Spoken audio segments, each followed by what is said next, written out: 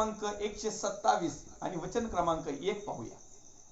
परमेश्वर जर घर बांधित नाही, परमेश्वर जर घर बांधित नाही तर ते बांधणाऱ्याचे श्रम व्यर्थ तर ते आहेत. बांधणाऱ्याचे श्रम व्यर्थ आहेत.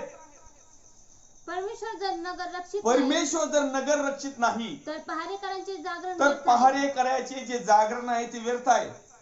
तुम्ही पहाटे उठता, तुम्ही पहाटे उठता, उशिरा विश्रांती घेता, उशिरा विश्रांती घेता व कष्टाचे अन्न व खाता, कष्टाचे अन्न खाता, पण हे व्यर्थ आहे. पण हे व्यर्थ आहे. तोच आपल्या प्रियजनास तोच आपल्या प्रियजनास लागेल ते झोपेतही लागेल ते झोपेतही देतो. देतो.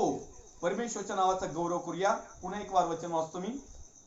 परमेश्वर जर घर बांधित नाही तर ते बांधणाऱ्याचे श्रम. आपण व्यर्थ या गोष्टीवर चिंतन, मनन आणि अध्ययन करत आहोत. निरर्थक, अर्थ नसलेलं, निरुपयोगी, उपयोगात नसलेलं, वायफळ, ज्याच्यापासून फळप्राप्ती अशा प्रकारचं. तर या ठिकाणी स्तोत्र 127:1 मध्ये परमेश्वरचं वचन आम्हाला दावीद राजा मार्फत आम्हाला कळतंय की त्या ठिकाणी लिहित आहे, परमेश्वर जर घर बांधित नाही तर ते बांधणाऱ्याचे श्रम व्यर्थ आहे. आम्ही आमच्या मनाने किती आमचं घर बांधायला सुरुवात केली. आज आम्ही ज्या ठिकाणी राहतो विटा वाळूचं भिंतीचं घराविषयी परमेश्वर या वचनाच्या माध्यमातून मार्गदर्शन करत नाही. अनेक लोक, अनेक शिक्षक आज या वचनाचा गैरवापर करत आहे आणि अनेक जगातले घर बांधकाम करणाऱ्यांसाठी या ठिकाणी वचनाचा उपयोग करत आहे आणि त्या वचनाच्या माध्यमातूनच त्यांना निरर्थक गोष्टी सांगत आहेत, निरुपयोगी गोष्टी सांगत आहे, वायफळ गोष्टी सांगत आहे. कारण परमेश्वरचं वचन सांगतं आकाश आणि पृथ्वी नष्ट होईल परंतु देवाने दिलेल्या कानाने मात्र रद्द होणार नाही. जगातल्या सर्व आहेत, जगातल्या सर्व गोष्टी निरर्थक आहेत, जगातल्या सर्व गोष्टी निरुपयोगी आहेत, जगातल्या सर्व गोष्टी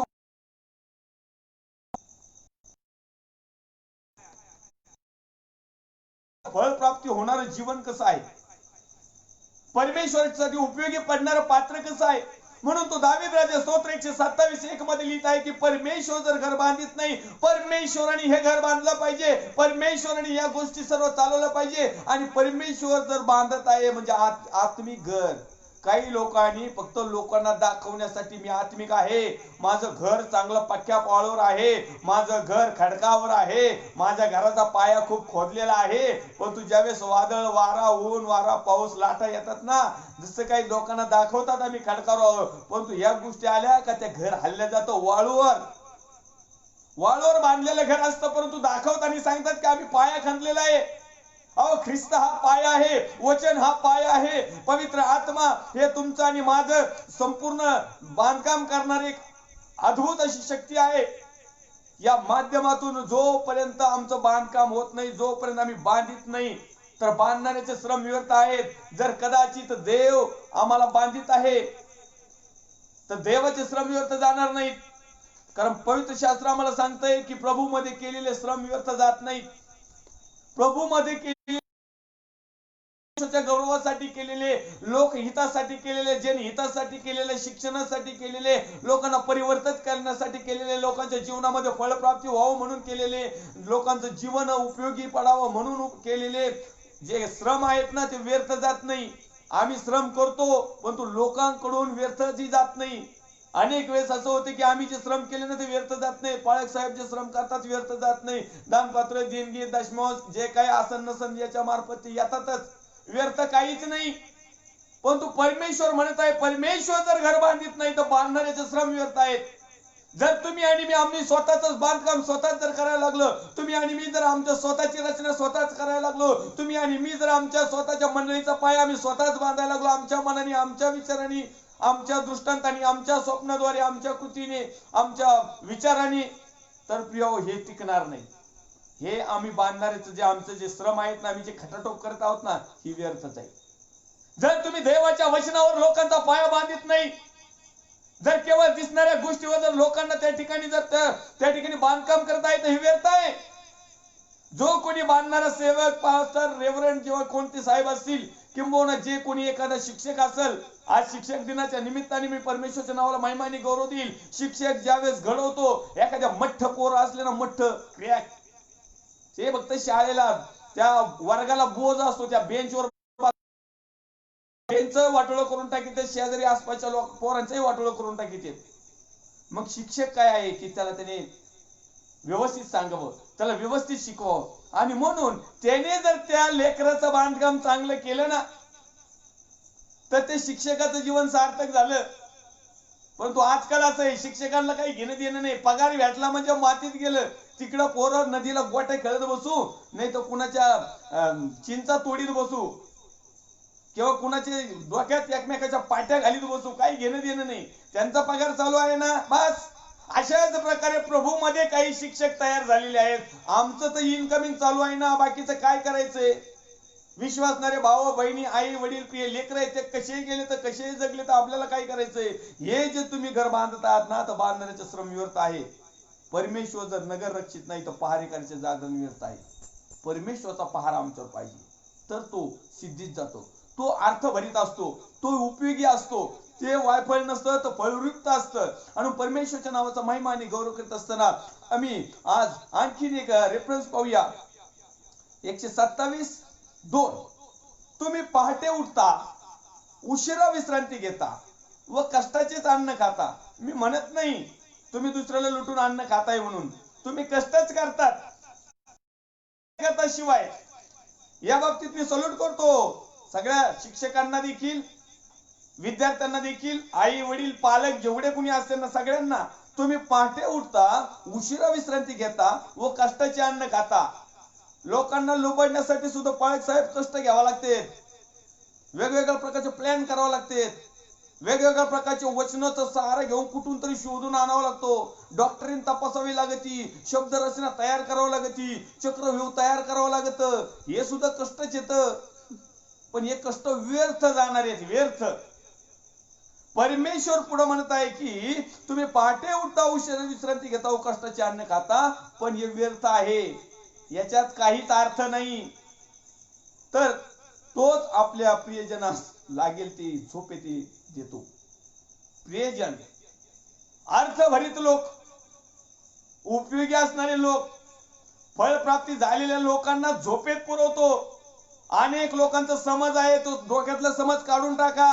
का परमेश्वर पण कोणत्या लोकांना पुरवतो हा महत्वाचा मुद्दा आहे. या वचनाचा सहारा घ्यायचा आणि शिक्षकांनी शिकवायला चालू करायचं. आणि मग पवित्र शास्त्र संमती देते की तुम्ही सर्वजण शिक्षक होऊ नका, कारण शिक्षकावर खूप मोठी जबाबदारी आहे. आणि मला तुम्हाला सांगू द्या की एकच शिक्षक आहे. आम्ही योहान सुसमाचारामध्ये पाहिलं तर रात्रीचा एक तो व्यक्ती आला आणि परमेश्वराचा पुत्र प्रभू येशू ख्रिस्त याच्याकडे आला आणि तो म्हटला की आपण उत्तम शिक्षक आहात आणि तुम्ही देवापासून आलेले आहात.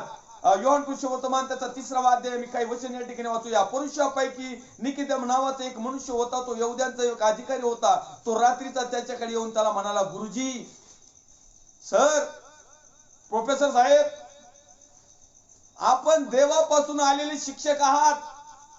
हे जगातले शिक्षक नाही, तुम्ही देवापासून आलेले आहात. हे आम्हाला ठाऊक आहे, कारण ही जी चिन्हे आपण करता ती देव बरोबर असल्यापासून कोणालाही करता येत नाही. देव बरोबर असल्यापासून कोणालाही करता येत नाही. आपण उत्तम शिक्षक आहात. एक मोठा अधिकारी येऊन परमेश्वराचा पुत्र प्रभू येशू ख्रिस्ताला म्हणत आहे, आणि तो अधिकारी एक चांगल्या प्रकारचा, एक नावाजलेला होता, चांगल्या प्रकारचं शास्त्र पठन केलेला होता, चांगल्या प्रकारचा पारंगत होता, त्यालाही शिक्षण भाग, तोही कदाचित शिक्षण देत असेल, परंतु जगातलं देत होता. परंतु ज्यावेळेस देवाचा पुत्र प्रभू येशू ख्रिस्त आला आणि त्याने शिक्षण द्यायला,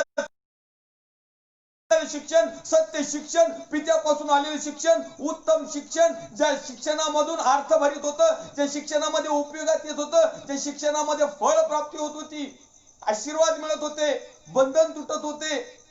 आणि मग तो म्हणत आहे की हे जे आपल्या जवळ होतंय हे देवापासून आलेले शिक्षक हवे आहेत. देवापासून अर्थभरित आलेला मेसेज हवा आहे. देवापासून आलेला अर्थभरित संबोधन पाहिजे. देवापासून आलेला एक संदेश हवा आहे. देवापासून आलेलं एक मार्गदर्शन हवं आहे. देवापासून आलेलं प्रकटीकरण हवं आहे. देवापासून आलेलं भविष्यवाणी हवं आहे. आणि जर आम्ही ह्या गोष्टी आमच्या मनाने जर करीत आहोत तो व्यर्थ आहे, सगळं काही व्यर्थ. आमचा विषय आहेच व्यर्थ. आणि या व्यर्थ विषयावर परमेश्वरचं वचन आम्हाला सांगतंय की त्या निकोदेम नावाचा जो मनुष्य होता, सगळं काही होतं, परंतु त्याचं जीवन व्यर्थ होतं. काही फायदा नव्हता. एवढा मोठा तज्ञ ज्ञानी होता, परंतु काही नव्हतं. ज्यावेळेस प्रभू येशू ख्रिस्त त्याला म्हटलं की तुला पुन्हा एक वार नवीन जन्म घ्यावा लागेल, पुन्हा एक वेळा तुझं नवीकरण व्हावं लागेल, तर तो एकदा बालिश बुद्धीप्रमाणे एवढा मोठा ज्ञानी असताना देखील त्याला समजलं नाही की देवाचा पुत्र प्रभू येशू ख्रिस्त कशाविषयी बातचीत करत आहे. तो उलट प्रभू येशू ख्रिस्ताला म्हणतो, म्हातारा झालेला मनुष्य आईच्या गर्भाशयात परत एकदा कसा जाईल. पण देव अद्भुत आहे. देवाच्या योजना अर्थभरित आहे. देवाच्या योजना आमच्या उपयोगासाठी आहेत. देवाच्या योजना आमच्या जीवनामध्ये आशीर्वाद, आनंद, सुख, वैभव आणि फळ प्राप्ती देणारे आहेत. त्या ठिकाणी 3ऱ्या वचनामध्ये म्हणतो, येशू त्याला म्हणाला, मी तुम्हाला खचित सांगतो, नव्याने जन्मल्या वाचून कोणालाही देवाचं राज्य पाहता येत नाही. आज अनेक लोक देवाचं राज्य पाहण्याचं स्वप्न पाहत आहेत. व्यर्थ आहे हे स्वप्न, कदापि पूर्ण होणार नाही जोपर्यंत तुमचं आणि माझं नवीकरण होत नाही, जोपर्यंत तुम्ही आणि मी पुन्हा एक वार जन्म घेत नाही, जोपर्यंत तुम्ही आणि मी आमच्या जीवनातल्या सर्व गोष्टी सोडून देऊन परमेश्वराला आवडणाऱ्या गोष्टी, व्यर्थ गोष्टी सोडून द्या. जोपर्यंत आमच्या जीवनातल्या व्यर्थ, मग ती सेवा असेल, अनेक लोक सेवा करतात परंतु व्यर्थ करतात, अनेक लोक शिक्षण देतात परंतु व्यर्थ देतात, अनेक लोक जीवन जगतात परंतु व्यर्थ जीवन जगतात. त्या जगण्याला काहीच अर्थ नाही, काहीच यश प्राप्ती नाही, काहीच उपयोगी नाही, काहीच प्रकारचे फळ नाही, आशीर्वादित नाही. आणि म्हणून त्या ठिकाणी तो म्हणत आहे, येशू त्याला म्हणाला, मी तुम्हाला खचित सांगतो, नव्याने जन्मल्या वाचून कोणालाही देवाचे राज्य पाहता येत नाही. मग हा मनुष्य म्हटला, निकोदेम त्याला म्हणाला, म्हातारा झालेला मनुष्य कसा जन्म घेऊ शकेल? प्रश्नचिन्ह केला परमेश्वराला. आज देखील अनेक लोक आहेत की प्रश्नचिन्ह करतायत, कारण त्यांचं जीवन ते जगत असताना त्यांच्या जीवनाला कुठला अर्थ राहिला नाही, ते परमेश्वराला प्रश्न करत आहेत. तो म्हणत आहे, त्याला मातेच्या उदरात दुसऱ्यांदा जाणे व जन्म घेणे शक्य होईल काय? आज देखील पुन्हा एक वार जगातल्याच गोष्टीकडे ते वळत आहे, जगातली व्यर्थ गोष्ट. उपदेशक म्हणतो, जन्म दिवसापेक्षा मरण दिवस चांगला, कारण त्याला लक्षात आलं की जीवन व्यर्थ आहे. जर आम्ही परमेश्वराच्या नियोजनाप्रमाणे आमच्या जीवनाचा जर उपयोग करून घेतला नाही, आमच्या जीवनाला जर वळण लिहून घेतलं नाही, आमच्या जीवनाला जर अर्थ लावला नाही, आमचं जीवन परमेश्वराला आवडणारं जगलो नाही, तर हे जीवन व्यर्थ आहे. आणि अनेक लोक व्यर्थ प्रकारे जीवन जगतात. त्यांना तात्पुरत्या स्वरूपात वाटतं की आम्ही खूप आनंदी आहोत, आम्ही खूप आशीर्वादित आहोत, आमच्याकडे खूप बॅलन्स आहे, आमच्याकडे सगळ्या गोष्टी, नुसता फोन जरी केला तरी आमच्याकडे येतात, आम्ही नुसतं बसल्या बसल्या आमच्या तिथलं बटन जरी दाबलं तरी आमच्याकडं पार्सल येतं. व्यर्थ आहे, सर्व काही व्यर्थ. आणि म्हणून तो पुढे म्हणत आहे, येशूने त्याला उत्तर दिले की मी तुम्हाला खचित सांगतो, पाण्यापासून व आत्म्यापासून जन्म घेतल्या वाचून कोणीही देवाच्या राज्यात प्रवेश करू शकत नाही. इथं नवीन जन्म, दुसऱ्या पॉइंटला म्हणतो आत्म्याच्या द्वारे जन्म. या दोन्ही जन्म जर ज्याचे झाले नाही ना, त्याचं जीवन व्यर्थ आहे. लोकांचे दोन्ही जन्म झालेले आहेत. आता मी तुम्हाला एक सांगतो, अनेक लोक म्हणतात आमचा बाप्तिस्मा झालाय, पाण्याने जन्म घेतलाय. अनेक लोक म्हणतात आमचा पवित्र आत्म्याने अग्नीने बाप्तिस्मा देखील, पवित्र आत्म्याच्या फ्लो मध्ये चालत आहोत, परंतु त्याप्रमाणे चालत नाही. आत्म्याच्या सांगितल्याप्रमाणे तर चालत नाही, तर व्यर्थ गोष्टीकडे ते चालतात. ते म्हणतात की आमचं नवीकरण झालंय म्हणजे आमचा बाप्तिस्मा झालाय, परंतु त्यांच्यात कुठल्याही प्रकारचं नवीकरण झालं नाही. होय, नवीकरण हे नक्की झालं, मी मान्य करील की पहिले जरा थोडेसे 10 लोकांना लुटत होते, आता 100 लोकांना लुटायला सुरुवात केली. काय परिवर्तन, काय नवजीवन, काय? पवित्र आत्मा मिळाला नव्हता त्यावेळेस मिळावं म्हणून तुम्ही विनंती करत होता, आणि ज्यावेळेस तो मिळाला त्यावेळेस तुम्ही पवित्र आत्म्याचं मानिनात, पवित्र आत्म्याच्या नियोजनाप्रमाणे जीवन जगणार. व्यर्थ, सगळं काही व्यर्थ, निरुपयोगी, निरर्थक, वायफळे. आणि म्हणून आम्ही पाहूया, आणखीन एक रेफरन्स पाहूया या ठिकाणी. उपदेशकाचं पुस्तक, अध्याय क्रमांक 1 आणि वचन क्रमांक 2. व्यर्थ हो व्यर्थ, व्यर्थ हो व्यर्थ असे उपदेशक म्हणतो, व्यर्थ हो व्यर्थ, व्यर्थ हो व्यर्थ, सर्व काही व्यर्थ, काहीच चांगलं नाही. देवाच्या व्यतिरिक्त जे काही असेल सगळं काही व्यर्थ. परमेश्वराच्या नियोजनाप्रमाणे असेल तर अर्थभरित, परमेश्वराच्या व्यतिरिक्त जर असेल तर सगळं काही व्यर्थ. आणि म्हणून आमच्या जीवनामध्ये आम्हाला समजलं पाहिजे की आम्ही व्यर्थ जीवन तर जगत नाही ना, आम्ही व्यर्थ कामकाज तर करत नाही ना, आम्ही व्यर्थ सेवा आम्ही व्यर्थ गोष्टी तर करत नाही ना, आमचं जीवन व्यर्थ तर चाललेलं नाही ना, आमच्या जीवनाला काही अर्थ आहे का, आमच्या जीवनाचा कुणाला उपयोग होत आहे का, आमचं जीवन परमेश्वराला उपयोगी पडणारं पात्र बनत आहे का, आमच्या जीवनामध्ये फळप्राप्ती आहे का, आमच्याकडे पाहून अनेक लोकांच्या जीवनामध्ये जीवन जगण्याची आस निर्माण होत आहे का, अनेक लोक ख्रिस्ताकडे ओढले जात आहे का, कारण जितक्यांनी ख्रिस्ताकडे पाहिले ते सगळे प्रकाशमय पावले. आणि म्हणून आम्ही पाहिलं पाहिजे की का आमचं जीवन अंधारामध्ये आहे का.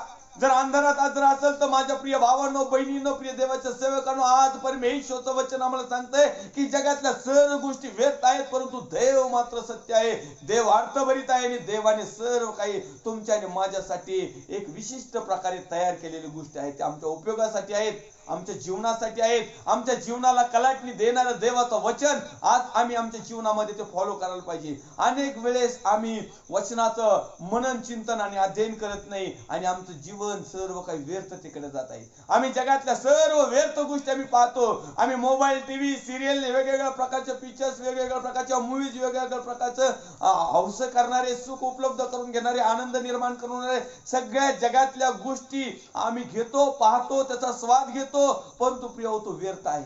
परमेश्वरच्या चरणाजवळ जो बसतो आणि परमेश्वरचं जे ऐकतो त्याच्या जीवनाला खरा अर्थ आहे आणि ते त्याचं जीवन आनंदित असतं. आम्ही नीतिसूत्राचं पुस्तक अध्याय क्रमांक 21 आणि वचन क्रमांक 12 याकडे देखील वळणार आहोत. त्यामध्ये शलोमोन राजा नीतिकर्ता तो लिहित आहे की व्यर्थ गोष्टीविषयी तो काही गोष्ट लिहित आहे. नीतिसूत्राचं पुस्तक अध्याय क्रमांक 21 वचन क्रमांक 12. न्यायी परमेश्वर दुर्जनाच्या घराकडे लक्ष देतो तो दुर्जनांना विपत्तीत पाडितो. त्याचप्रमाणे नीतिसूत्र पुस्तक अध्याय क्रमांक 30 आणि वचन क्रमांक 8. व्यर्थ अभिमान व लबाडी मजपासून दूर राख. दारिद्र्य किंवा श्रीमंती. ओके, आपण वाचूया 30:8 नीतिसूत्राचं पुस्तक अध्याय क्रमांक 30 आणि वचन क्रमांक 8. व्यर्थ अभिमान. आम्ही व्यर्थ या विषयावर चिंतन, मनन आणि अध्ययन करत आहोत की आम्ही व्यर्थ गोष्टी काय काय करतो. अभिमान. अनेक लोक अभिमान बाळगतात. कुणी श्रीमंतीचा, कुणी पैशाचा, कुणी जमिनीचा, कुणी सौंदर्याचा, कुणी प्रॉपर्टीचा, कुणी स्वतःच्या ज्ञानाचा, कुणी कशाचा अभिमान बाळगतात. तर हे अभिमान बाळगणारे जे आहेत ना, व्यर्थ अभिमान, हा जो अभिमान आहे तो सर्व काही व्यर्थ आहे. अभिमान बाळगा तर परमेश्वराचा, अभिमान बाळगा तर यहोवा परमेश्वराचा, अभिमान बाळगा देवाचा पुत्र प्रभू येशू ख्रिस्त, ज्याने स्वतःच शरीर, जीव, आत्मा आणि सर्व काही समर्पित करून तुम्हाला आणि मला एक आमच्या जीवनाला अर्थ दिला, आम्हाला त्या गुलामगिरीतून दूर केलं आणि त्या परमेश्वरचा पुत्र प्रभू येशू ख्रिस्त त्याचा अभिमान बाळगा. तुम्हाला जर अभिमान बाळगायचा आहे, मला जर अभिमान बाळगायचा आहे, तर पवित्र आत्म्याचा बाळगा. तो आम्हाला सर्वत्र सत्यामध्ये समर्पित करतो आणि प्रत्येक संकट धोक्याची तो आम्हाला घटना देतो, तो आम्हाला सुचवतो आणि आम्हाला राखतो आणि सांभाळतो आणि आमच्या जीवनाला अर्थ लावतो. अशा परमेश्वराच्या पाठवून दिलेला सत्याचा कैवारी पवित्र आत्मा, त्याचा तुम्ही अभिमान बाळगा. परंतु आज लोक व्यर्थ अभिमान बाळगीत आहेत. त्या ठिकाणी लिहित आहे, व्यर्थ अभिमान व लबाडी मत पासून दूर राख. कारण हे व्यर्थ अभिमान आणि लबाडी जर माझ्याजवळ राहिली तर 100% आम्ही परमेश्वराचा उपयोगी पडणारे पात्र राहणार नाही, किंवा 100% आम्ही सार्वकालिक जीवनाचं सुखाचं वाटेकरी राहणार नाही. आणि म्हणून तो त्या ठिकाणी शलोमोन राजा लिहित आहे की सर्व अभिमान व लबाडी मत पासून तू दूर कर. आम्ही परमेश्वरला हीच गोष्ट म्हणायला पाहिजे की परमेश्वर देवबापा, सर्व प्रकारची लबाडी आणि सर्व प्रकारचा व्यर्थ अभिमान तू आमच्यापासून दूर कर, यासाठी की तुला आवडणारं पात्र आमचं तयार व्हावं. आणि म्हणून प्रिय, आणखीन आपण एक वचन वाचलं होतं या ठिकाणी, पुस्तक अध्याय क्रमांक 21 आणि वचन क्रमांक 12 वाचलं होतं आपण. न्यायी परमेश्वर दुर्जनाच्या घराकडे लक्ष देतो, तो दुर्जनांना विपत्तीत पाडतो. आमचं जीवन जे विपत्तीमध्ये आहे, समस्यामध्ये आहे, संकटामध्ये आहे, सर्व प्रकारच्या हालतीमध्ये आहे, याचं एक कारण आहे की आम्ही आतापर्यंत केलेल्या सर्व गोष्टी परमेश्वराच्या दृष्टिकोनातून व्यर्थ आहेत. आमची उपासना व्यर्थ आहे, आमचा प्रभू येशू ख्रिस्ताचा स्वीकार व्यर्थ आहे, आम्ही पाण्याने जो बाप्तिस्मा घेतला तो व्यर्थ आहे, पवित्र आत्म्याचा अभिषेक घेऊन पवित्र आत्म्याला नाकारलं हे व्यर्थ आहे, आमचं जीवन जगण्याचे जगातले जे हौशी मौशी आहेत आणि आम्ही सर्वत्र त्याच्यावरच आमचं जास्त फोकस करतो हे व्यर्थ आहे. आणि मग हे व्यर्थ असताना जीवन जगत असताना परमेश्वर या जीवनामध्ये आम्हाला थोडस ताडण करतो. त्या पाठीमागचा उद्देश हेच असतं की यांनी माझ्याकडे वळावं आणि याच्या जीवनाला चांगल्या प्रकारचा आकार मिळावा. यांनी म्हणावं की होय परमेश्वर दे बाप्पा, एक मातीच्या चिखलाच्या गोळ्याप्रमाणे मी तुझ्या हातामध्ये येत आहे आणि तू बनव मला, कारण माझ्या जीवनाला या जगामध्ये अर्थ नाही. अनेक लोक मला तुच्छ समजतात, अनेक लोक मला दरिद्री समजतात, अनेक लोक मला वेगवेगळ्या प्रकारचं मूर्ख समजतात, किंवा अनेक लोक मला एक कुठल्या तरी तुच्छ भावनेने पाहतात आणि माझ्या जीवनाला काही अर्थ राहिला नाही. तर मी परमेश्वराकडे धावा करीन, मी परमेश्वराचा स्वीकार करीन, मी परमेश्वराकडे वळण, मी पापाची अपराधाची परमेश्वराकडे याचना करल, मी परमेश्वराच्या नावाचा गौरव करल आणि परमेश्वराचे आभार मानीन आणि माझं जीवन मी परमेश्वराच्या हातामध्ये देईल. त्यावेळेस परमेश्वर तुमचं आणि माझ्या जीवनाला एक चांगल्या प्रकारचा अर्थ, चांगल्या प्रकारचं रसभरीत, चांगल्या प्रकारचं उपयोगी पडणारं पात्र, चांगल्या प्रकारचं फळदायी जीवन आमचं दिल्याशिवाय राहणार नाही. आणि म्हणून आम्ही कोणत्या कोणत्या गोष्टी, अभिमान व्यर्थ आहे, लबाडी व्यर्थ आहे, व्यर्थ गोष्टीकडे प्रिय अनेक लोकांचं कल आहे. परमेश्वरामध्ये अभिमान बाळगा. प्रेषित पौल तो म्हणतो मी जगलो तरी प्रेज द लॉर्ड आणि मेलो तरी प्रेज द लॉर्ड. तो अभिमान बाळगतो वधस्तंभाचा, तो अभिमान बाळगतो क्रूस खांबाचा, तो अभिमान बाळगतो देवाच्या राज्याचा, तो अभिमान बाळगतो दुःखाचा, संकटाचा, क्लेशाचा, टेन्शन, ताण दबाव जेवढे काही गोष्टी आल्या त्याचा अभिमान बाळगतो. परंतु हा व्यर्थ नाही, तो प्रभू मध्ये अभिमान बाळगतो. आज आम्ही काय करतो, जगातल्या सर्व गोष्टीचा अभिमान बाळगतो. हे परमेश्वराच्या दृष्टिकोनातून व्यर्थ आहे आणि तुमचं आणि माझं जीवन पाडणार आहे. आणि म्हणून आपण पाहूया आणखीन एक वचन उपदेशकाच्या पुस्तकामध्ये अध्याय क्रमांक 11 आणि वचन क्रमांक 10 मध्ये आपण पाहूया. त्यामध्ये लिहिलेलं आहे, यास्तव आपल्या मनातून खेद दूर कर आणि आपला देह उपद्रवापासून राख, कारण तारुण्य व भरजवानी ही व्यर्थ आहे. तारुण्य व भरजवानी ही व्यर्थ आहे. खरोखर सुंदर असा उपदेशकाच्या पुस्तकामध्ये अध्याय क्रमांक 11 आणि वचन क्रमांक 10 मध्ये लिहिलेला आहे की जेणेकरून आम्ही कुठल्या कुठल्या गोष्टी आम्ही व्यर्थ घालत आहोत. यास्तव आपल्या मनातून खेद दूर कर. आज जे आमच्या मनामध्ये खेद निर्माण झालेला आहे, जे आमच्या मनामध्ये दुःख निर्माण झालेलं आहे, जे आमच्या मनामध्ये चिंता आणि काळज्या निर्माण झालेल्या आहेत आणि ज्या कारणापासून आम्ही परमेश्वराला आवडणारे पात्र न बनता, परमेश्वराचं खुश करणारे पात्र न बनता, परमेश्वराला उपयोगी पडणारे पात्र बनता, परमेश्वराला फलद्रपित अर्पण न करणारे पात्र बनता, तर या ठिकाणी जर आम्ही खेद करत आहोत आणि खेद कशाचा करत आहोत, तर जगातल्या गोष्टी आमच्याकडे नाही. मी विनंती करेल देवाच्या सेवकांना, जगातल्या गोष्टी आम्हाला नको आहेत. जेवढ्या काही परमेश्वराने पुरवलेल्या आहेत, जेवढं काय परमेश्वर पुरवत आहे आणि जे काही परमेश्वर पुरवणार आहे हे परमेश्वरच्या हातामध्ये आहे. आणि म्हणून आम्ही आमच्या जीवनाला खेद न करता,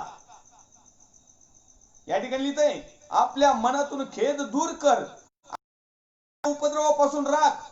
आमच्या मनाला जो खेद झालेला आहे तो खेद दूर करण्यासाठी आम्ही काय करतो, आमचा देह जो आहे, आमचं शरीर जे आहे, आमच्या वासना ज्या आहेत, आमचे मन जे आहेत, आमचे विचार जे आहेत, आमच्या कल्पना ज्या आहेत, आमच्या प्लॅनिंग जे आहेत, आम्हाला जी काही गोष्ट मिळवायची आहे ही सहजासहजी न मिळाल्या कारणाने आम्ही या देहातून, या वासनेतून, या सर्व गोष्टीतून या देहाला उपद्रव देतो, या देहाचा नाश करतो, या देहाला आम्ही पापात टाकतो, या देहाला आम्ही व्यर्थतेमध्ये टाकतो, या देहाला आम्ही निरुपयोगी करून टाकतो. कारण काय की देवाचं वचन आम्हाला सांगतंय की हे जे देह आहे हे परमेश्वराचं मंदिर आहे आणि याच्यामध्ये देवाचा आत्मा राहतो.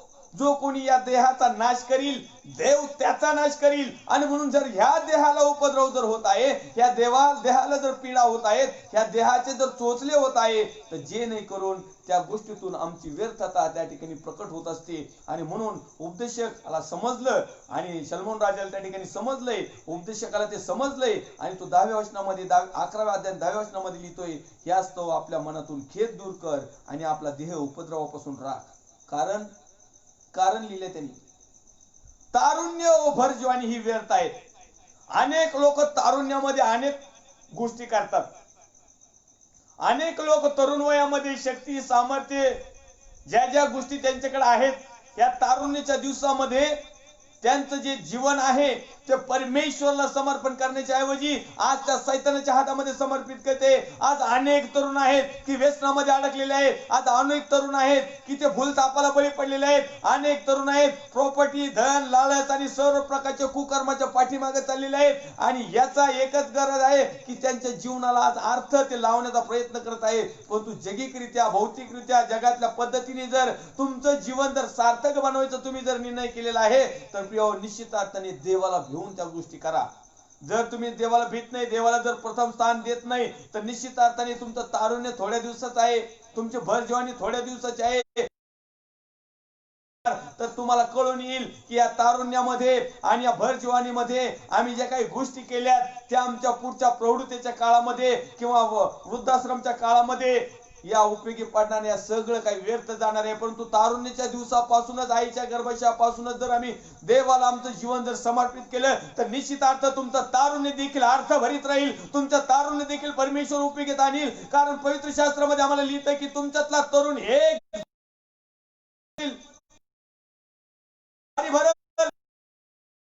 असलं तर अहो याच्या जीवनाला अर्थ नाही तर 100 लोकांचं काय तारण करील, 100 लोकांना काय पळवीन, 100 लोकांना त्या दुष्टाच्या तावडीतून काय सोडवीन.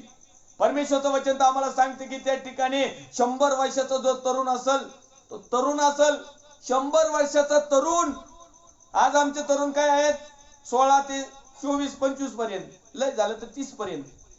पण तो पवित्र शास्त्रामध्ये आहे 100 वर्षापर्यंत तरुण राहील. तो हे जीवन जे आहे हे व्यर्थ वाया घालू नका. ही वेळ जी आहे व्यर्थ वाया घालू नका. कारण वेळ थोडासा समय राहिलेला आहे आणि तो येणार आहे, तो उशीर करणार नाही. ज्या अर्थी तो उशीर करत आहे त्या अर्थी तुम्हाला आणि मला चेतावणी आहे की तुमचं आतापर्यंत व्यर्थ घातलेलं जीवन, व्यर्थ घातलेली सेवा, व्यर्थ घातलेलं कौटुंबिक जीवन असेल, धार्मिक जीवन असेल, आत्मिक जीवन असेल, व्यावहारिक जीवन असेल, सांसारिक जीवन असेल, कामकाजाचं जीवन असेल, हौशी मौशी आणि वेगवेगळ्या प्रकारचं जीवन असेल, या सर्व गोष्टीतून जर आम्ही आमच्या जीवनाला जर अर्थ दिलेला नसेल, त्याला योग्य वळण लावलेलं नसेल, हे देह आणि परमेश्वराच्या हातात जर समर्पित केलेलं नसेल तर आमचं सगळं काही व्यर्थ आहे. आमचं तारुण्य व्यर्थ आहे आणि भरजवानी व्यर्थ आहे. अनेक लोक तारुण्यात उड्या मारतात, भरजवानीमध्ये खूप काही गोष्टी करतात, परंतु यापासून तुमच्या जीवाला काही एक सुखमाप होणार नाही. या ठिकाणी तुम्हाला थोडासा तात्कालिक आनंद मिळेल, पण तो हाच आनंद तुमचा दुःखामध्ये परिवर्तित होईल. म्हणून आपण वचन वाचतो हमेशा की तुमचं दुःखाचं सांत्वन होईल आणि दुःखाचं स्वरूप आनंदात बदललं जाईल. परंतु जर आम्ही व्यर्थपणाने आमचे तारुण्य आणि भरजवानी जर घातली, तरुण लेकरांना प्रभू येशू ख्रिस्ताच्या नावामध्ये मी प्रभू येशूचा सेवक या नात्याने सांगू इच्छितो की तुमच्या तारुण्याच्या दिवसामध्ये तुम्ही देवाच्या नावाचा गौरव करा, देवाकडे वळा, सत्य मार्गाकडे वळा, देवाच्या सर्व गोष्टी करा, स्वतःच्या जीवनाचा अर्थ दिवसामध्ये तुम्हाला सुरक्षित ठेवलंय, ठणठणीत ठेवलंय. त्याचं कारण शोधा, कारण थोडासा वेळ राहिलेला आहे. आणि या समयाला या जगामध्ये अनेक तरुणांचा उपयोग वेगवेगळ्या प्रकारच्या घातक गोष्टीसाठी होत आहे. अनेक तरुण त्या ठिकाणी वेगवेगळ्या दुःखाच्या भट्टीमध्ये पडत आहे. अनेक तरुण व्यसनानी वासनामध्ये अडक आहेत. अनेक तरुण खरोखर त्या सैतानाच्या डावपेचामध्ये अडकलेले आहेत. अनेक तरुणांचं जीवन व्यर्थ चाललेलं आहे. नोकरी नसू द्या, काय फरक नाही पडत. नोकरी नाही म्हणून तुमचं जीवन व्यर्थ नाही, परंतु तुम्ही जे जीवितक्रम जगत आहात ना वेगळ्या पद्धतीने, ते तुमचं जीवन व्यर्थ आहे. आणि म्हणून परमेश्वराच्या नावाला मी धन्यवाद देईल. यशायाचा ग्रंथ त्याचा 19वा अध्याय आणि वचन क्रमांक 3 याकडे आपण पाहूया. यशायाचा ग्रंथ 19वा अध्याय वचन क्रमांक 3. मिस्राच्या अंगची हिम्मत खचेल, त्याची मसलत मी व्यर्थ करीन. ते मूर्तींना, मांत्रिकांना, भूतवैद्यांना व गारुड्यांना प्रश्न विचारतील. या ठिकाणी यशाचं पुस्तक अध्याय क्रमांक 19 आणि वचन क्रमांक 3. अंगची हिम्मत खचेल, त्याची मसलत मी व्यर्थ करीन. ते मूर्तींना, मांत्रिकांना, भूतवैद्यांना व गारुड्यांना प्रश्न विचारतील. जर प्रिय हो, तुम्ही आणि मी आमचं जीवन परमेश्वराला जर समर्पित केलं नाही, आणि ज्यांनी ज्यांनी परमेश्वराला समर्पित केलं त्यांच्या जीवनाला अर्थ लागला, परंतु आज पण जे लोक आहेत की मूर्ती, मांत्रिक, तांत्रिक, भूतविद्या, गारुडी, भविष्यवक्ते, लुटणारे, वेगवेगळ्या प्रकारच्या जीवनाला तुम्हाला अर्थ सांगत आहेत, परंतु तुमच्या जीवनातला जे काही अर्थ आहे ना जगण्याचा तोच काढून घेत आहेत, तुमचे होते हुकूमत करत आहेत. या ठिकाणी मिस्राविषयी परमेश्वराने देववाणी केलेली आहे की मिस्र देशाविषयीची देववाणी परमेश्वर मार्गात मेघावर आडून होऊन मिस्राकडे येत आहे. मिस्रातील मूर्ती त्या समोर कापत आहेत आणि मिस्राचे हृदय आतल्या आत विरघळत आहे. मी मिस्रावर मिस्री उठवीन, प्रत्येक आपल्या भावाबरोबर व प्रत्येक आपल्या शेजाऱ्याबरोबर नगर नगराशी, राज्य राज्याशी लढले. हे काय गोष्टी आणि या तांत्रिका मांत्रिकाची मसलत, या भूतविद्यांची मसलत, या गारुड्यांची मसलत, या सर्व प्रकारच्या लुटणाऱ्या सेवकांची मसलत, खोट्या भविष्यवाणीची मसलत परमेश्वर म्हणतो मी व्यर्थ करील. त्यांनी सांगितलेल्या भविष्यवाण्या रद्द करील. त्यांच्या मुखामध्ये खरोखर असत्य असेल आणि ज्यावेळेस त्या लोकांपर्यंत येईल तर लोकांच्या जीवनामध्ये ज्या गोष्टी घडणार नाहीत त्यावेळेस लोक प्रिय हो व्यर्थ समजतील आणि त्यावेळेस त्या सेवकाचं जीवन देखील व्यर्थ राहील. आणि जे त्या तांत्रिक, मांत्रिक, गारुडे, भंतीजी जे काही आहेत लुटणारे, या लोकांचं जीवन जसं व्यर्थ जाईल ना, तर यांच्यामध्ये जर प्रिय तुम्ही आणि मी असल, यांच्या सांगितल्याप्रमाणे जर आम्ही आचरण केलेलं असेल तर निश्चित अर्थाने आमचं जीवन देखील व्यर्थ झाल्याशिवाय राहणार नाही. आणि म्हणून आणखीन एक रेफरन्स पाहूया यशाच्या ग्रंथामधला अध्याय क्रमांक 65 आणि वचन क्रमांक 23. त्यांचे परिश्रम व्यर्थ जाणार नाही. त्यांचे परिश्रम व्यर्थ जाणार नाही. संकट तत्काळ गाठील. संकट तत्काळ गाठील. अशा संततीला ते जन्म देणार नाही. अशा संततीला ते जन्म देणार नाहीत. कारण परमेश्वराने आशीर्वाद दिलेली ती संतती आहे व त्याची मुले त्याच जवळ राहतील. यशाचं पुस्तक अध्याय क्रमांक 65 आणि वचन क्रमांक 23. या ठिकाणी वाचूया आपण. त्यांचे परिश्रम व्यर्थ जाणार नाहीत. कुणाचे परिश्रम? या ठिकाणी उपदेशक लिहितोय व्यर्थ रे व्यर्थ, सर्व काही व्यर्थ, तुमचे सर्व परिश्रम आणि सगळ्या काही गोष्टी व्यर्थ. परंतु या ठिकाणी यशाच्या ग्रंथामध्ये अध्याय क्रमांक 65 आणि वचन क्रमांक 23 मध्ये लिहिलेले त्यांचे परिश्रम व्यर्थ जाणार नाहीत. जे प्रभू मध्ये परिश्रम करत आहेत, जे सत्यामध्ये परिश्रम करीत आहेत, जे खरे शिक्षणामध्ये परिश्रम करत आहेत, तर त्या या ठिकाणी लिहिलेलं आहे संकट तत्काळ गाठील असा संततीला ते जन्म देणार नाही. अहो तुमच्या संततीवर कुठल्याही प्रकारचं संकट तत्काळ त्यांना गाठील असं प्रकारचे संतती जन्म देणार नाही, तर त्या संकटावर उभा राहणारी, त्या संकटाला मात करणारी, त्या संकटाचं मुंडक ठेचणारी संतती त्यांच्या येईल. कुणाची असणार ती? देवाचे जे खरे लोक आहेत, जे परिश्रम करत आहेत, ज्यांच्या जीवनाला अर्थ आहे, त्यांचं जीवन अर्थ भरीत आहे, ज्यांच्या जीवनाचा उपयोग अनेक लोकांना होत आहे, ज्यांच्या फळ पाहून अनेक लोक परमेश्वराकडे वळत आहे, ज्यांचं जीवन चांगल्या प्रकारे चाललेलं आहे आणि ज्यांच्या जीवनाला अर्थ आहे, अशा लोकांना, अशा सेवकांना, अशा भावांना, अशा सर्वांना या ठिकाणी लिहित आहे की त्यांचे परिश्रम व्यर्थ जाणार नाही. म्हणून प्रिय हो, प्रभू मध्ये केलेले परिश्रम व्यर्थ जाणार नाही. आज तुम्ही आणि मी जे परिश्रम करत आहोत, आमच्या परिवारासाठी करत आहोत, परंतु प्रिय हो वेळ आहे लोकांसाठी परिश्रम करण्याची. ते परिश्रम व्यर्थ जाणार नाही.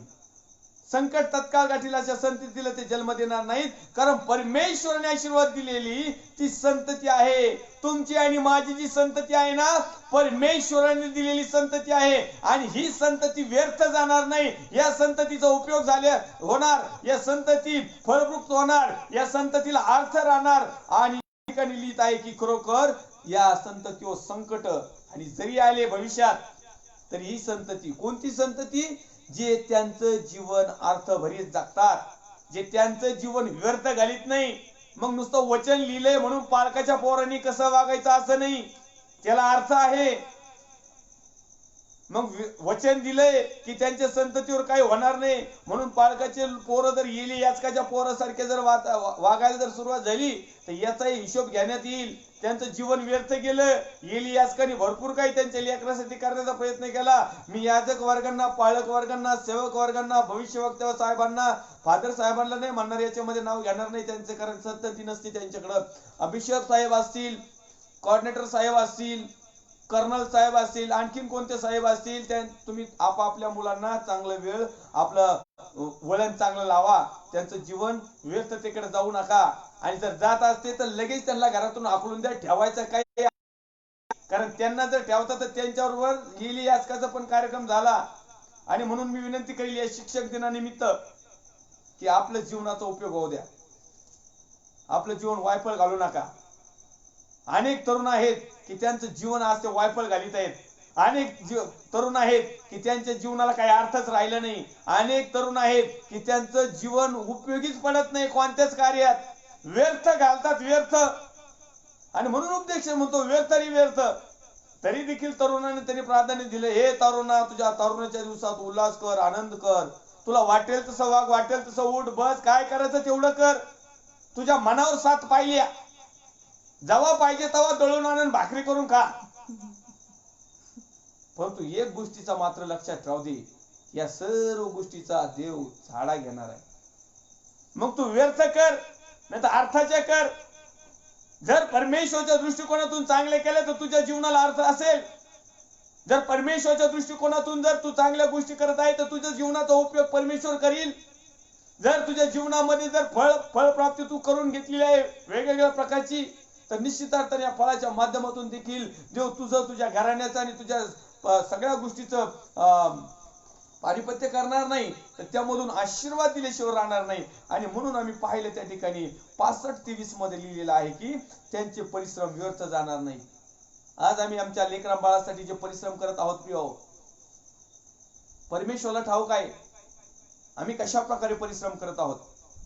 संकट तत्काळ गाठील अशा संततीला ते जन्म देणार नाही.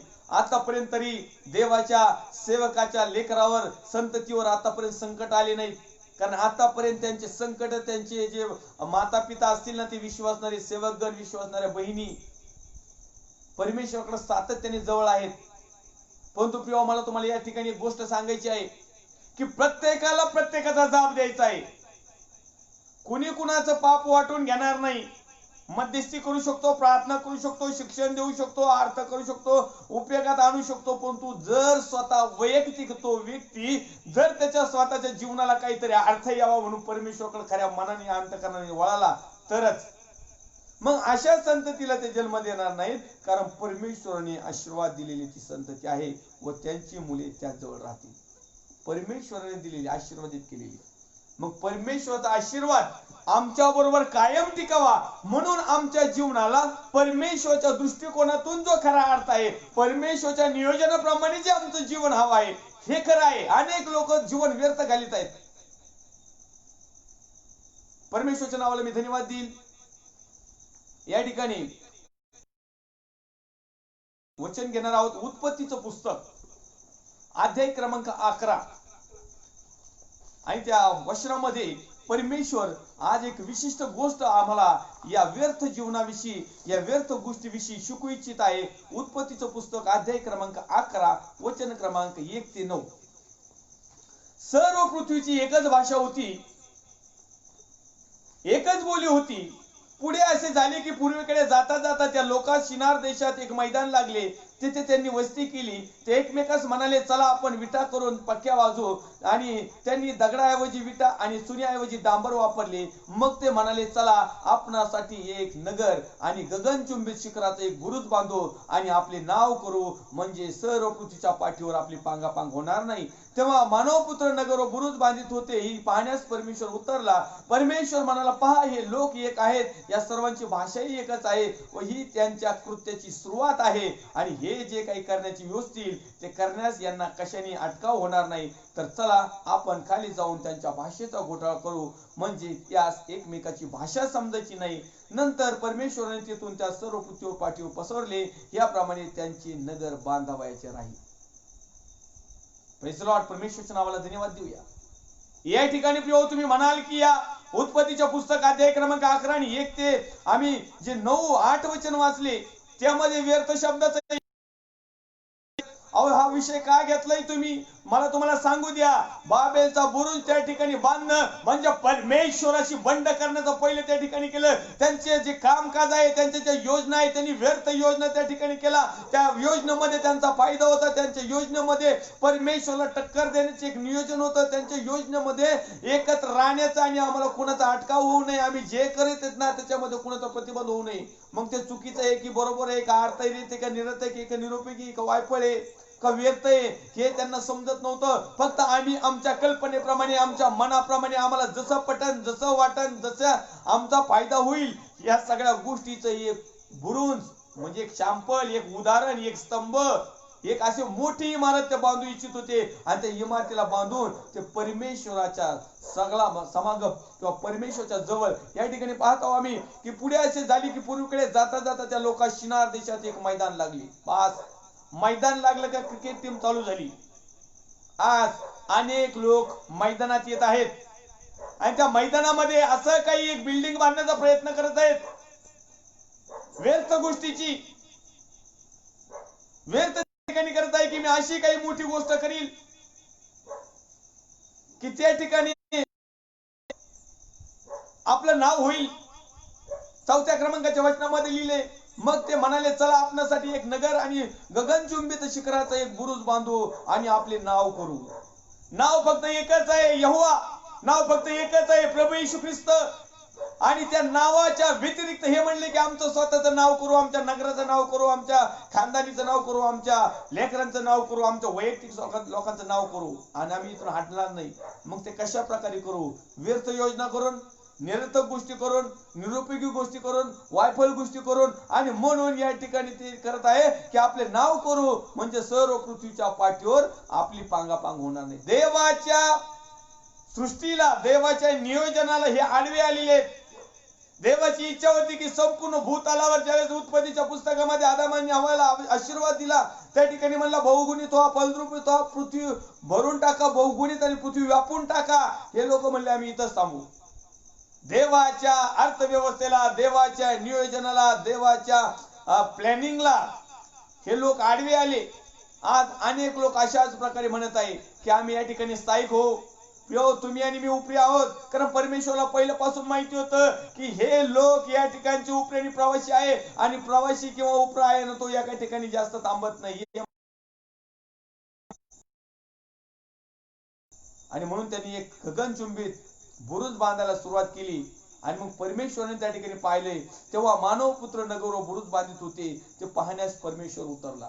आज देखील आमचं जीवन पाहण्यासाठी परमेश्वर उतरत आहे. आज आमची मंडळी तपासण्यासाठी परमेश्वर उतरत आहे. आज आमची सहभागिता तपासण्याची परमेश्वर उतरत आहे. आज आम्ही जे काही बांधकाम करत आहे, जे काही आम्ही प्रभूमध्ये उभे आहोत, किंवा जे काही आम्ही कौटुंबिक जीवन जगत आहोत, किंवा जे काही आमचं जीवनाला जे काही वळण आहे, जे काही आम्ही तयार केलेलं आहे, सगळं पाहण्यासाठी परमेश्वर उतरला आहे. आणि परमेश्वर पाहत आहे की हे लोक येत आहेत, यांचे विचार सगळे निर्बुद्ध आहेत, यांचे विचार सगळे निरर्थक आहेत, यांच्या सगळ्या गोष्टी उपयोगाच्या नाही, सगळ्या कचरा आहेत, यांचे कुठल्याही प्रकारचं फलद्रूप असं जीवन नाही, आशीर्वादित जीवन नाही, बहुगुणित जीवन नाही, सार्वकालिक जीवनाकडे यांचे काही चिन्ह दिसत नाही. या जगातल्या सर्व गोष्टी एकत्र केल्या, विटाच्या ऐवजी डांबर, डांबराच्या ऐवजी काय काय वापरायला सुरुवात केली. आज देखील एक वचनाच्या माध्यमातून एकाला लुटायचं, दुसरं काढायचं, तिसरं काढायचं, असं करून करून आम्ही इथं थांबू.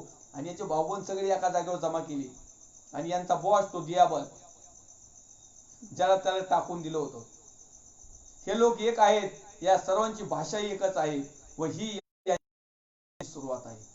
भाषा एक आहे म्हणजे काय? कृती, आचरण सगळं देवाच्या विरुद्ध, सगळं व्यर्थ, सर्व निरर्थक, निरुपयोगी,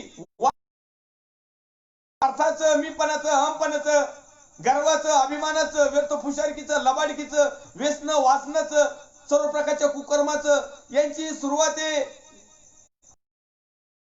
काढायचे मला तर माझे खास निवडलेले लोक बाहेर काढायचे, मला मी जे आशीर्वादी संतती आहे त्यांच्यामधून निर्मित झालेली आहे, निर्माण होणार आहे आणि जे सार्वकालिक जीवनाकडे, सार्वकालिक वतनाकडे, स्वर्गाच्या राज्यामध्ये जे येणार आहे, ज्या ठिकाणी परमेश्वरने तुमच्या आणि माझ्यासाठी ते निर्माण करून ठेवलेलं आहे, ही तर याची सुरुवात आहे. हे जर सगळे जर इथे एका जागेवर राहिले ना तर यांना अटकाव होणार नाही. अख्खीच्या अख्खे तिकडे आज लोकात म्हणले तर जातील.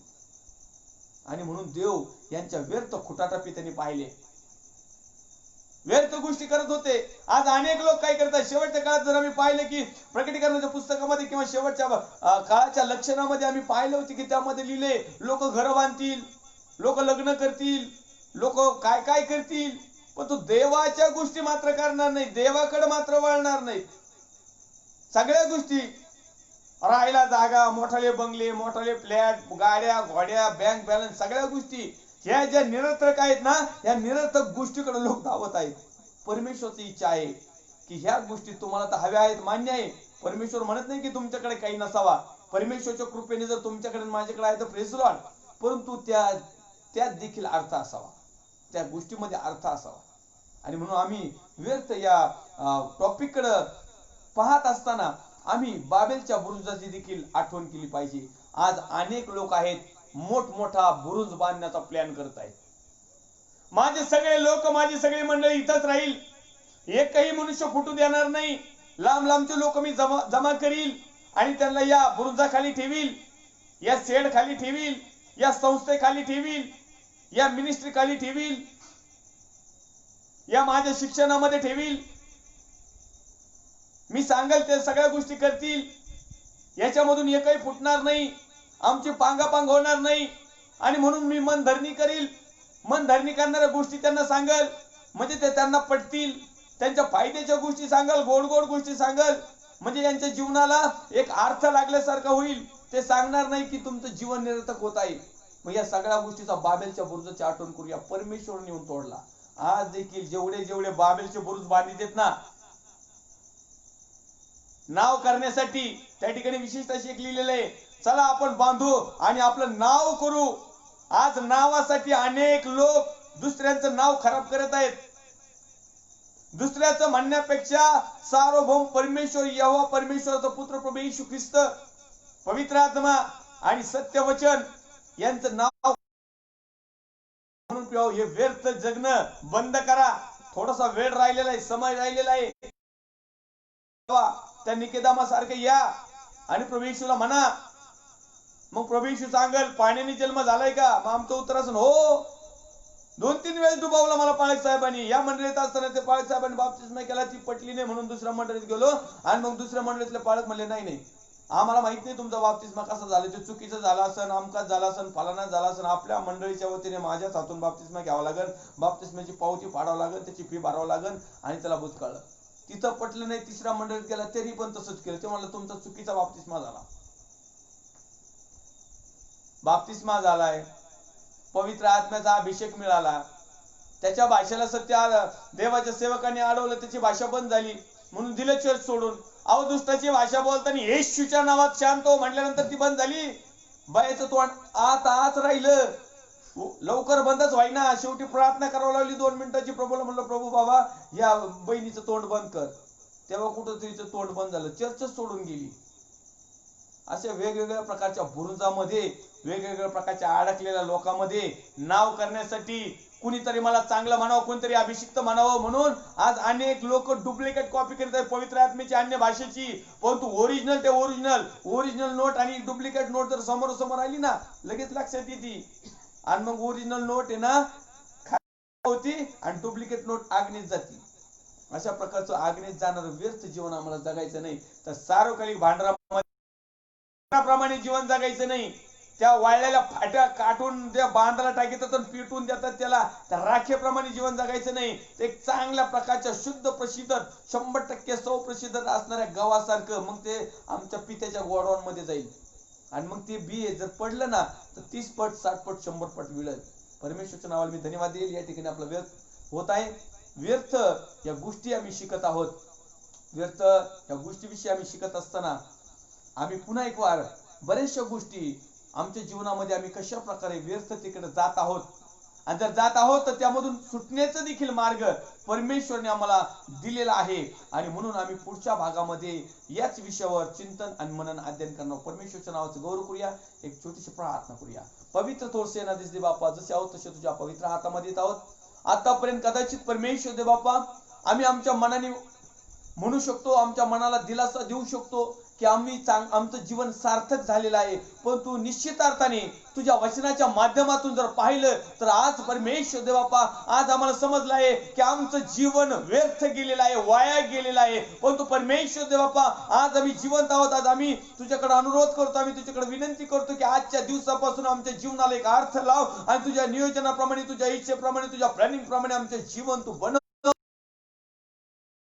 प्रभू येशू ख्रिस्ताच्या नावामध्ये आमच्या भारत देशासाठी, आमच्या महाराष्ट्र राज्यासाठी, विशेष करून खास आमचे महाराष्ट्र राज्याचे मुख्यमंत्री माननीय उद्धवजी साहेब, त्यांचे सर्व सहकारी टीम, सर्व पोलीस डिपार्टमेंट, डॉक्टर डिपार्टमेंट, सेवाकारी संस्था, सर्व प्रकारचे नर्सेस, सर्व प्रकारच्या वैयक्तिक लोक, देवाचे अभिषिक्त सेवक सेविका आणि त्याचप्रमाणे उत्तम शिक्षक, पवित्र आत्मा, त्याचप्रमाणे प्रभू येशूच्या नावात जे अभिषिक्त सेवक जे वचनाची सेवा करत आहेत, जे माझे विश्वासणारे भाऊ बहीण, आई वडील, प्रिय लेकर, प्रत्येकाच्या समस्या, चिंता, काळजा, व्याधी, आजार, विकार प्रभू येशूच्या नावात तू दिलेल्या अधिकारवाणीत तुझा सेवक या नात्याने, तुझा पुत्र या नात्याने अधिकारवाणीने दटवतो. आणि या समाला सर्व प्रकारचं व्यर्थ गेलेले दिवस, वेळ, काळ, समय, सर्व आयुष्य प्रभू येशूच्या नावात प्रिय देवापा आजच्या दिवसापासून जोपर्यंत तू येणार नाही, जो तू येणार आहे तोपर्यंत आमचं जीवनाला अर्थ असावं असं जीवन तू आमचं बनव.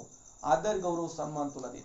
ख्रिस्त येशू जो होता, जो आहे आणि जो येणार आहे त्याच्या पवित्र गोड सामर्थ्यवान नावात मागतो, स्वर्गीय पित्यात होई. आमेन. प्रभू येशू रक्त की जय, प्रभू येशू रक्त की जय, प्रभू येशू रक्ताचा जयकार असो. Amen, amen, amen. Praise the lord. Thank you. God bless you.